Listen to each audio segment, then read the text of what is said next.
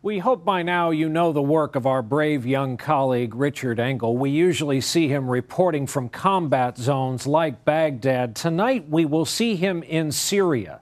A different aspect of the war, difficult for some of our viewers to watch, no doubt, but it's an important piece of television, we thought, because it shows the price some women have paid for this war. Here is NBC's Richard Engel. It's 3 a.m. at a nightclub called The Lighthouse outside of Damascus, and it's just filling up. The dancers are almost all teenagers with heavy makeup, chewing bubble gum and holding hands in protective clusters as they circle the stage. Men, mostly from Saudi Arabia and Kuwait, shower them with cash, snapped up by boys with well-trained fingers. The singers croon nostalgically about Saddam Hussein and Iraq, the girls' homeland. They are refugees who traded Iraq's violence for poverty and exploitation in Syria. They don't just dance, they're on sale, and there are many of them. A few years ago, this area on the outskirts of Damascus was just desert. Now it's packed with dozens of nightclubs, each one with 50 to 100 young girls, most Iraqi refugees, forced into the sex trade to support their families. Sex tourism is thriving in Syria on the backs of Iraqi refugees in little belly dancing costumes.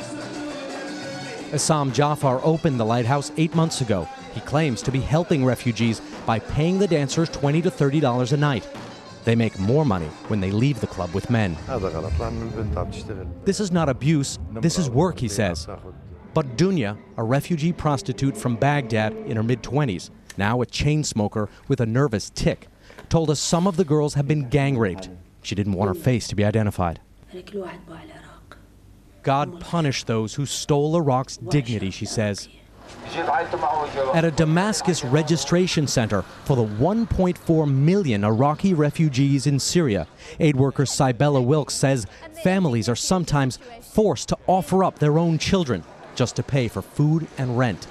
We know there are many working children, and the worst end is little girls being involved in what we call survival sex. And we were shocked at how young some are. These are daughters of college graduates, engineers, doctors, and teachers, now trapped in a wildly different life, victims of war, and victimized again every night. Richard Engel, NBC News, Damascus.